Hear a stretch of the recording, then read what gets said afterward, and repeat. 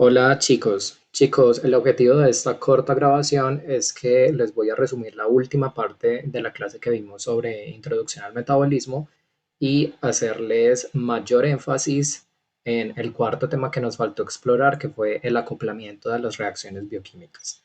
Entonces, recordemos que entender la termodinámica desde un punto de vista de la bioquímica o cuál es la utilidad de la termodinámica en la bioquímica es finalmente comprender la función de estado energía libre de Gibbs. La energía libre de Gibbs es el indicador de espontaneidad. Nos va a indicar el trabajo libre para hacer un trabajo o permite cuantificar la energía útil relacionada con un cambio. Básicamente nos dice si una reacción sucede. Recordemos que si tenemos una reacción, por ejemplo, que va de A a B y esta reacción tiene un delta de G negativo, entonces esta reacción sucede y de hecho genera energía o libera energía.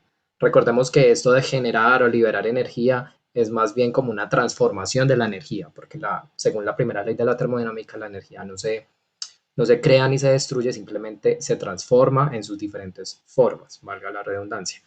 Y también es importante aclarar que la espontaneidad en termodinámica no me informa sobre la velocidad del proceso. La espontaneidad simplemente informa sobre si el proceso ocurre o no, si es favorable o no, o si libera energía o requiere energía para suceder. Pero puede haber procesos espontáneos que son muy lentos, como por ejemplo el que se está mostrando aquí, que es pasar el carbono en forma de diamante al carbono en forma de grafito. Esto es una reacción espontánea, simplemente que es muy lenta.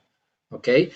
¿Cuál sería una manera de pasar grafito a diamante? Introduciendo energía en el sistema de manera que podemos como convertir la reacción que no es espontánea, es decir, organizar el grafito, perdón, en un diamante.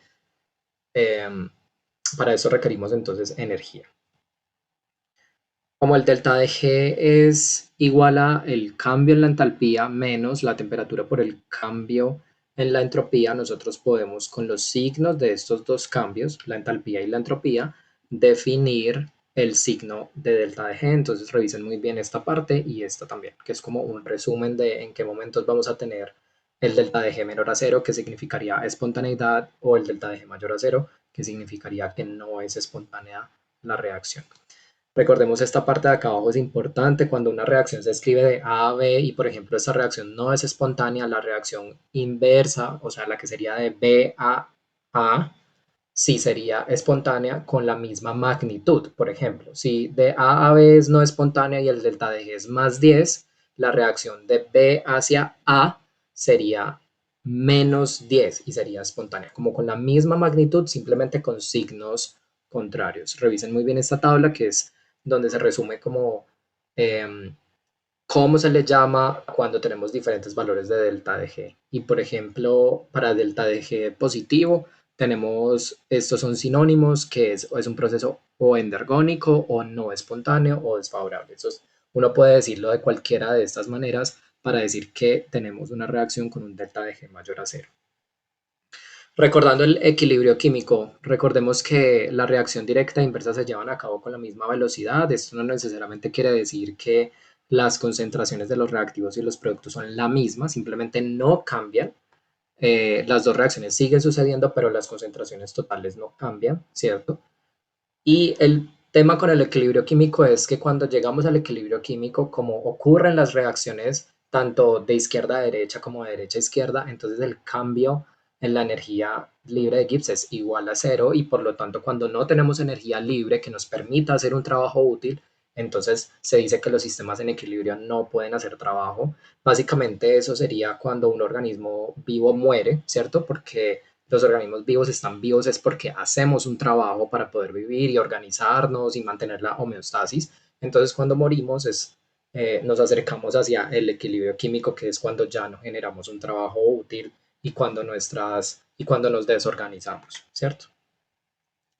Ahora, es importante entender cuáles son las dos maneras por las cuales uno puede volver una reacción que no es favorable en una reacción que es favorable o en una reacción que no es espontánea en espontánea. Las dos maneras son, uno, modificando la concentración de reactivos y productos, que es lo que voy a explicar a continuación, y segundo, acoplando las reacciones bioquímicas, que es el cuarto tema que les digo que me hizo falta explicar, que se refiere a cómo una reacción que es muy espontánea paga por aquella que no es espontánea para que esta que no es espontánea pueda suceder. Entonces, lo que dice esta diapositiva básicamente aquí es que nosotros podemos calcular el delta de G de acuerdo o respecto a un delta de G estándar, que es como un punto de referencia, algo muy parecido a lo que expliqué en clase de que, como por ejemplo, el nivel del mar. El nivel del mar es una altitud que es un punto de referencia y uno dice, bueno, una ciudad se encuentra a 1000 metros sobre el nivel del mar. Esa es una altitud relativa respecto a ese punto de referencia, ¿cierto? Pero la real altitud tocaría medirla desde el centro de la Tierra, solamente que eso es impráctico. Entonces, los delta de Gs que nos informan, o sea, los delta de Gs en la vida real, por decirlo así, digamos, se calculan respecto a un punto de referencia más la constante de los gases, una temperatura y el logaritmo natural de un cociente de reacción. Esto no hay que confundirlo con una constante de equilibrio. Parece una constante de equilibrio, ¿cierto? Porque relaciona las concentraciones de los productos sobre las concentraciones de los reactivos, pero estos son concentraciones que no están en el equilibrio, o sea, no es una constante de equilibrio, pero se expresa de manera similar. Entonces, cuando no estamos en el equilibrio, ¿cierto? Entonces podemos tener un delta de G calculado con base a un valor de referencia. Veamos un ejemplo. Bueno, antes de pasar al ejemplo, veamos qué pasa cuando nosotros estamos en equilibrio. Cuando estamos en equilibrio, este delta de G de acá es igual a cero, ¿cierto? Entonces, cuando tenemos este delta de G igual a cero, podemos reorganizar esta ecuación de acá y la reorganizamos en que delta de G estándar es igual al menos la constante de los gases, la temperatura y el logaritmo natural de la constante de equilibrio. Porque si estamos en el equilibrio, entonces ya esta Q que está acá ya pasa a ser una constante de equilibrio. ¿Okay? Entonces, estos delta de G estándar ya se han calculado para muchas reacciones y lo importante es que debe cumplir es que estamos a condiciones estándar, por eso tiene esta bolita aquí. Cuando adicionalmente tiene una prima, o sea, un apóstrofe, estamos a condiciones estándar, pero también igual a pH 7. Entonces, como en bioquímica se utiliza mucho es delta de G estándar prima y la constante de equilibrio prima. ¿Okay? Ahora vemos un ejemplo. Acá dicen calcular el delta de G estándar prima y el delta de G para la isomerización de una reacción. Bueno, digamos que esto es una reacción entre de A a B, es una isomerización. Ya nos están dando la constante de equilibrio, que es esta, ¿cierto? Entonces es fácil calcular este delta de G estándar prima, es simplemente la constante de los gases, que ya es una constante, eso ya se sabe esos números, ese número. La temperatura ya nos están diciendo aquí que es 25 grados, que es la temperatura estándar, y la constante de equilibrio ya eso está calculado para muchas reacciones. Entonces, como les digo, ya el delta de G estándar prima ya se sabe para muchas reacciones. Miren que nos dio más 7.5 kilojulios por mol. Esto quiere decir que es una reacción endergónica, requiere energía para suceder, es decir, que no es espontánea. Si nosotros necesitáramos hacer esta reacción y nuestras células, por ejemplo, estuvieran a estas condiciones que no lo están, ¿cierto? Porque nuestras células no están a 25 grados, no necesariamente tenemos esta concentración de reactivos y productos.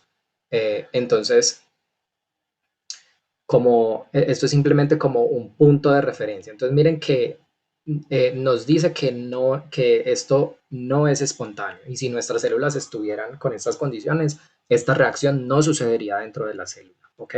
Pero entonces pasemos a ver cuáles son, cuando sí estamos en una célula, cuáles son las concentraciones, digamos, entre comillas, reales de que habría en una célula y también la temperatura. Cuando hacemos el cálculo nos da que el delta de G, que ya se calcularía con esta ecuación de acá, nos da menos 2.89 kilojulios por mol. Entonces, mire que la reacción ya se vuelve exergónica.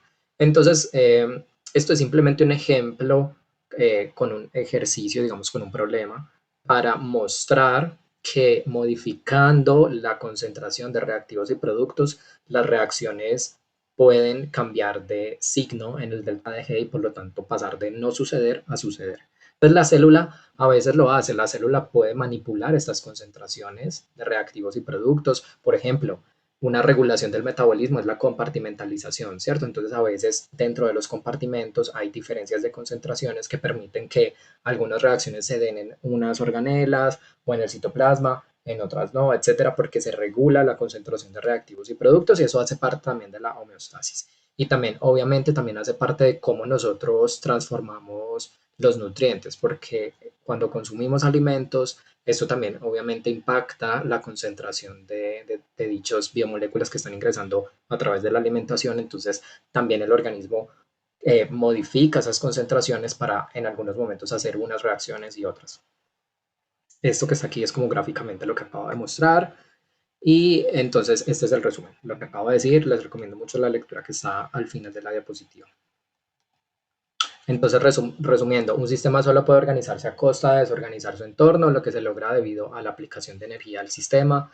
Lo que nosotros hacemos es consumir alimentos que son muy ordenados, muy energéticos, y lo que hacemos es desorganizarlos, sacarles esa energía para nosotros volver, pues nosotros como capturar esa energía y organizarnos. Por supuesto, cuando nosotros nos morimos, pasamos nuestra organización y la energía que tenemos, es decir, los nutrientes que tenemos, se los pasamos a otras especies que se alimentarán de nosotros y así es como el ciclo del carbono y el ciclo de la energía pues en los seres vivos. Eh, Esto lo comenté en clase, cuando nosotros dejamos de recibir nutrientes, llegamos al equilibrio porque se rompe ese flujo unidireccional. Recordemos que ese flujo unidireccional es lo que nos mantiene, por ejemplo, con un peso casi que estable toda nuestra vida. Nosotros no acumulamos comida, sino que todo lo que entra sale y eso hace que garanticemos una direccionalidad en las rutas metabólicas. A pesar de que no haya, digamos, un cambio muy grande en esas concentraciones de reactivos y productos, sí están cambiando porque constantemente sí están llegando nuevos productos, saliendo nuevos desechos, entonces sí hay un cambio, pero ese cambio es como una especie de estacionario. Recordemos el ejemplo de llenar un tanque con agua, pero que también sale agua, entonces como que el agua no cambia mucho el volumen del tanque, pues de agua pues en el tanque, pero esa agua sí está cambiando porque está fluyendo. Entonces, algo así funciona con la termodinámica del no equilibrio y el estado estacionario. Cuando nosotros rompemos ese ciclo, es decir, dejamos de expulsar nutrientes o cuando dejamos de introducir alimentos, por supuesto que ocurren patologías. Es importante también resumir acá esto en que la homeostasis no significa equilibrio, de hecho es todo lo contrario, la homeostasis es de hecho mantener ese flujo unidireccional. En algunas reacciones que están en equilibrio en nuestras células, es importante darles una direccionalidad de acuerdo a la concentración de reactivos y productos, pero hay otras reacciones que son irreversibles y son irreversiblemente no espontáneas. Entonces, vamos a ver cómo es que las células pagan por poder hacer esas reacciones que son irreversibles y que son no espontáneas, ¿ok? Que ya es este tema de acoplamiento de reacciones. Resulta que la célula aprovecha muchas reacciones que son exergónicas, es decir, que tienen un delta de G menor a cero y recupera, entre comillas, parte de esta energía para usarlas en procesos endergónicos. Realmente no es que las reacciones se acoplen como, bueno, hacemos una reacción aquí y otra al lado y la energía mágicamente pasa de una reacción a la otra, no. Un intermediario importante en este proceso es el ATP. Recordemos que el ATP es una molécula, ¿cierto? Cuyos enlaces son muy energéticos. Entonces, cuando esos enlaces se rompen, podemos, esto se libera energía y entonces otras reacciones utilizan esa energía para poder funcionar. Eso realmente ocurre dentro de una enzima, ¿cierto? Hay enzimas que hacen reacciones químicas es porque tienen acoplada una hidrólisis de ATP o, por ejemplo, transportadores. Bueno, no necesariamente son enzimas. Por ejemplo, hay muchos procesos que requieren energía que no son simplemente reacciones enzimáticas. También hay otros proteínas que lo hacen, pero digamos es muy evidente en el tema de las enzimas y muy evidente en el tema de las rutas metabólicas. Entonces, leamos esta partecita que está aquí abajo, dice, la aditividad de los cambios en energía libre permiten que una reacción endergónica ocurra si se acopla a una que es fuertemente exergónica. Entonces, recordemos, ¿cómo hace una célula para que una reacción que no es espontánea se vuelva espontánea? Uno, modificando las concentraciones de reactivos y productos. Dos, acoplando una reacción que es fuertemente exergónica para que pague por una reacción que necesita energía, es decir, una que es endergónica. Eh, uh-huh. Entonces, veamos cómo esto funciona. Cuando tú tienes una reacción que es, por ejemplo, A más B genera C más D, eso tiene un delta de G, y una reacción 2 que comparte un intermediario, miren que aquí tenemos un intermediario común que es D, y la segunda reacción es D más E, genera F más G, eso tiene también un delta de G2. Entonces ahora asumamos que la reacción 1 es no espontánea, que su delta de G es positivo, ¿cierto? Pero si la sumatoria de estos dos delta de G es menor a cero, entonces la reacción 1 puede suceder. Eso quiere decir que la reacción 2 es tan exergónica o tan espontánea que puede acoplarse con esta gracias al intermediario para que suceda. Eso es simplemente se hace una suma. Entonces, miren que al lado izquierdo quedamos con A más B más E y al lado derecho quedaría C, F y G. D, como está en el lado izquierdo y en el lado derecho, pues se quita.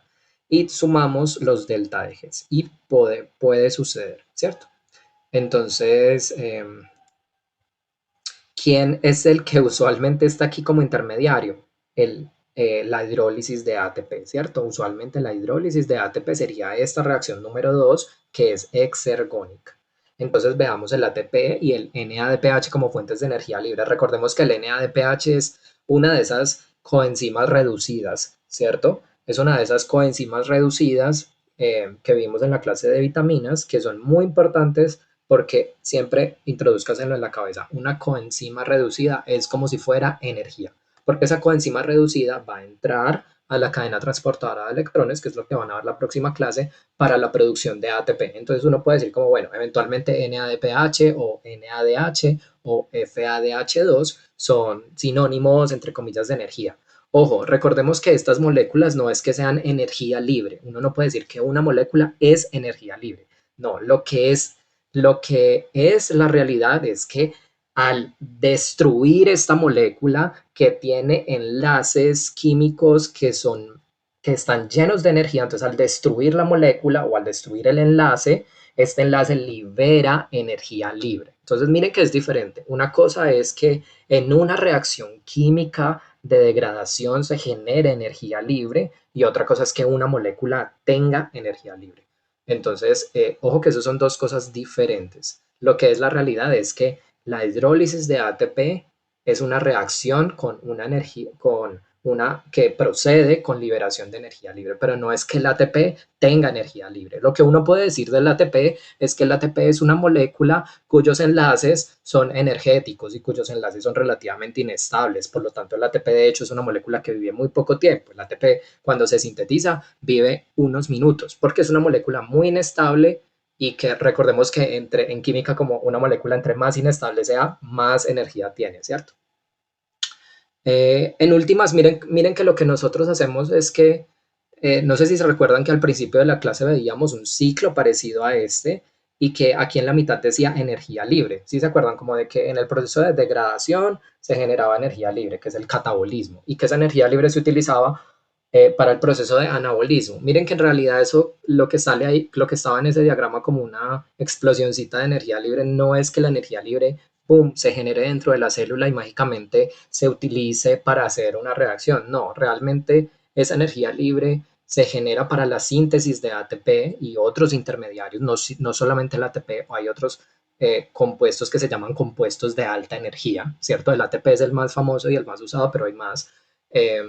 Entonces, este proceso de degradación lo que realmente nosotros hacemos es oxidar nutrientes, generar coenzimas reducidas que finalmente terminan fabricando, o sea, que se terminan utilizando para la fabricación de ATP y el ATP al reaccionar de regreso, es decir, al degradarse, eh, las enzimas acoplan esa energía de la degradación para hacer reacciones que requieren energía, que usualmente son las biosintéticas, ¿cierto? ¿Por qué requieren energía las reacciones biosintéticas? Porque son reacciones en las que organizamos una molécula grande. Recordemos que eso va como en contra de la entropía, ¿cierto? Porque son moléculas grandes, más organizadas, estamos haciendo tejidos, estamos haciendo un transporte. Por ejemplo, cuando hacemos transporte en contra de un gradiente, eso no es espontáneo. La única manera de que hagamos eso es aplicando energía al sistema.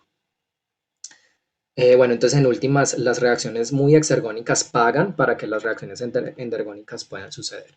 Aquí vemos un diagrama del ATP, o sea, veamos por qué esta molécula es tan especial. Entonces el ATP es adenina con una ribosa, que es un azúcar, ¿cierto? Este es un nucleótido con un azúcar y tiene tres fosfatos. Estos enlaces que están aquí, ¿cierto? Que se llaman fosfoéster. Los enlaces fosfoéster al romperse liberan bastante energía, ¿cierto? Porque es un enlace muy energético, es inestable. Miren que esto está lleno de oxígenos, hay fenómenos de resonancia, hay cargas negativas. Entonces, al romperse se genera una molécula más estable y por lo tanto es un proceso que es espontáneo. Revisen muy bien este diagrama que es relevante para resumir lo que acabo de decir. Y aquí hay unos ejemplos de cómo esto sucede. Entonces veamos el ejemplo de arriba. Tenemos la reacción A, que es una reacción endergónica, o sea, requiere energía. De hecho, este es el primer paso de la glucólisis en el que tenemos que la glucosa se vuelve glucosa 6-fosfato. Entonces acá tenemos fosfato con fósforo inorgánico, perdón, con glucosa. Generamos glucosa 6-fosfato y agua. Entonces esto requiere energía. Miren que tiene un delta de G estándar prima positivo. Como les dije, es bien sabido que en las rutas metabólicas hay un primer paso comprometido, ¿cierto? Y usualmente en las rutas catabólicas hay un primer pasito que requiere energía. Eso suena contradictorio, porque si la ruta es catabólica es porque me va a dar energía, pero recuerden que a veces necesitamos, como entre comillas, activar ese primer sustrato de la vía para que la vía transcurra completamente. Y cuando ya hacemos la vía completamente, entonces recuperamos con creces esa energía que pagamos al principio. Obviamente, hacer toda la glucólisis va a generar una mayor energía que lo que se gasta en este primer pasito. Entonces, miren que igualmente esta reacción sucede, es decir, sucede porque utilizamos ATP. Por eso es que se dice que esta primera reacción de la glucólisis requiere un poco de energía y esa energía la paga el ATP. Entonces miren que la hidrólisis del ATP en ADP, ¿cierto? O sea, pasa de adenosin trifosfato a adenosin difosfato.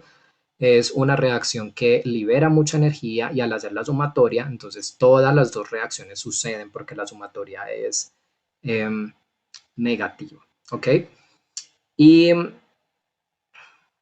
este segundo ejemplo también revísenlo. Esto es la conversión de fosfenol piruvato en piruvato. Miren que esto es una reacción tan energética que nos ayuda a la fabricación de ATP. Por eso es que en este paso de la glucólisis se genera ATP a nivel del sustrato, así se llama. Entonces fabricamos ATP en este último paso de la glucólisis porque esta reacción de fosfenol piruvato a piruvato es muy energética. De hecho, si no estoy mal, creo que es, o sea, no me atrevo a decir que es la más energética, pero definitivamente está entre las más energéticas de todas las reacciones que ocurren durante el metabolismo. Ahora veamos otro ejemplo. Hagamos azúcar. Entonces, ¿cómo se fabrica azúcar? Entonces, el azúcar, que es la sacarosa, se fabrica uniendo glucosa y fructosa. Desafortunadamente, esta reacción es no espontánea.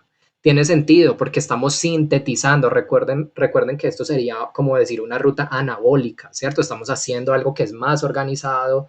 Recuerden que esto ya tendría como una menor entropía. Miren que es más organizado. Entonces, esto como que a la termodinámica no le gusta, entonces por eso es que su delta de G de más que termina siendo positivo, es decir, no es espontánea. Pero mire que cuando acoplamos esto a la hidrólisis de ATP, entonces la podemos realizar. Al final la sumatoria termina siendo negativa, por lo que la hidrólisis de ATP puede pagar para que se dé la formación de azúcar.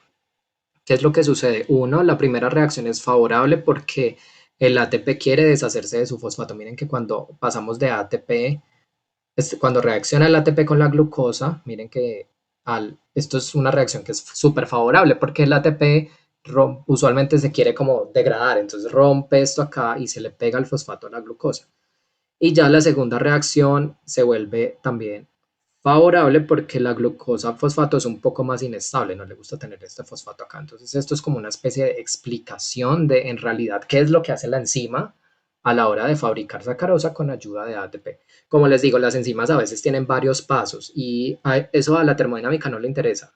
Eso, digamos, hace parte de la cinética, pero en últimas, los cambios energéticos, si esto termina siendo un delta de G negativo, entonces la enzima lo hace y lo hace rápido, ¿cierto? Aquí están como los valores de delta de G para la hidrólisis de ATP. Entonces, cuando tenemos de ATP a ADP es menos 30, cuando es de ATP completamente a AMP, es decir, que quitamos dos fosfatos, también es menos 32.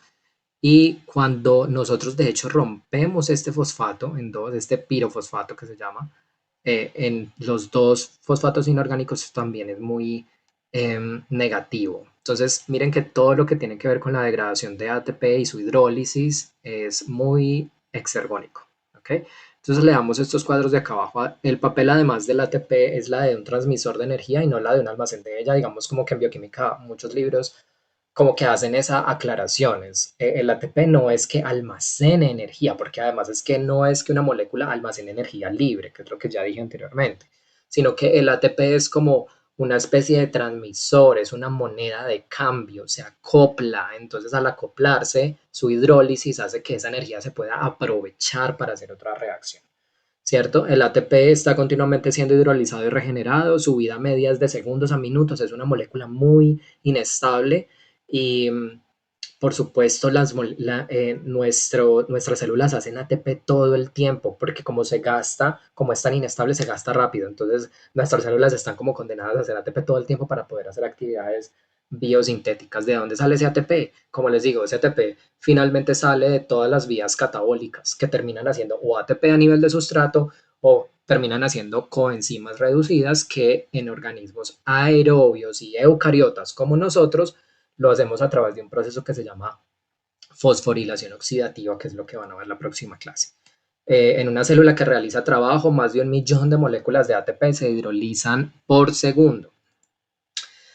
Como les estaba diciendo ahora, el ATP es una de estas moléculas como transportador de energía, ¿cierto? Es lo que llamamos compuestos con fosfato de interés biológico o compuestos de alta energía. Miren que el ATP está como en un término medio, no es ni muy energético, pero tampoco es como tan poco energético. ¿Por qué es importante que esté como en la mitad? Porque igual el ATP, o sea, imagínense que nosotros, digamos, ustedes se pueden preguntar, bueno, si el ATP es tan interesante para dar energía para que procesos que requieren energía sucedan, ¿por qué no entonces utilizamos fosfenolpiruvato o 1,3 bisfosfoglicerato? O acetilfosfato, que evidentemente son más energéticos, es decir, su reacción de degradación o de hidrólisis libera más energía, ¿cierto? Es decir, deben tener enlaces que son mucho más energéticos que los del ATP. Resulta que estos, digamos, se pueden usar en algunos momentos, pero no es como la moneda de cambio más usual, porque así como liberan mucha energía, igual la célula tendría que entonces gastar un montón de energía en su fabricación. Entonces, como que la evolución determinó que el ATP era como el punto medio en el que, listo, se requiere como cierta energía para fabricarlo, lo podemos hacer, es el proceso de fosforilación oxidativa que van a ver, pero también como que su hidrólisis genera una cantidad de energía apreciable y que aporta a los procesos, ¿cierto? Entonces tampoco es como que pueda ser ni muy energético, pero tampoco poco energético. Tampoco podemos hacer, digamos, basar todo el metabolismo energético en hidrólisis de moléculas que me dan -9 o -13, pues porque ya sería una cantidad de energía no tan alta y probablemente muchos procesos se van a quedar cortos si solamente utilizamos este poco de energía.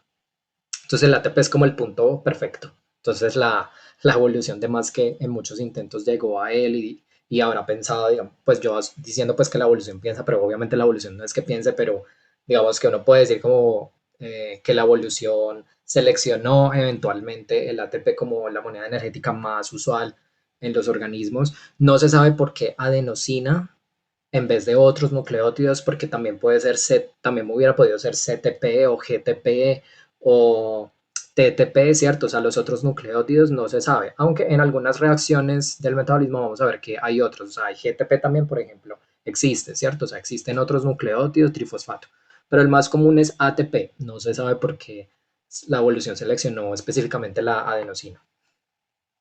Esto es lo que les estaba comentando acá. El ATP tiene como la justa medida de energía entre los compuestos fosfato de alta energía y los compuestos fosfato de menor energía. ¿Okay? ¿Por qué el ATP es una molécula tan especial? ¿Cierto? El ATP es una molécula especial porque miren que es muy inestable. Al romperse, lo que nosotros hacemos es como quitar esta competencia en la resonancia y también como quitar esta repulsión que hay aquí entre sus oxígenos negativos. Entonces, al romperse, se generan moléculas que están como más tranquilas, entre comillas, más tranquilas, que es como que tienen menos repulsión electrostática, estabilizamos mejor la resonancia. eh, Cuando el agua llega allí, esa agua también ayuda a estabilizar, entonces por esa capa de hidratación que se genera también hay estabilización, y esto también incrementa la entropía porque ya no es una molécula junta, sino que son dos. Entonces miren que por eso es que tiene sentido que romper el ATP sea una reacción tan energética. Y lo que les acabo de decir, la energía libre no es una sustancia ni es una propiedad de una molécula. Es incorrecto decir que un enlace químico tiene mucha energía libre. Lo correcto es que la energía libre es una propiedad de un sistema y cambia cuando el sistema experimenta reacciones químicas. Entonces, ¿qué es lo que yo puedo decir? El ATP es una molécula cuyos enlaces son muy energéticos y que cuando reaccionen, es decir, cuando se hidrolicen, probablemente esto va a hacer una reacción exergónica. ¿Okay? ¿En qué proceso se usa el ATP? En muchos procesos que requieren energía, transducción de señales, comunicación en el sistema nervioso, el transporte activo, es decir, el que va en contra de un gradiente, y también, por ejemplo, la contracción muscular. Requiere ATP entre muchísimos otros procesos, incluso en el propio metabolismo biosintético también se utiliza. Bueno, chicos, hasta aquí entonces llega esta última parte de la clase. Espero que les haya quedado muy claro. Cualquier duda me escriben.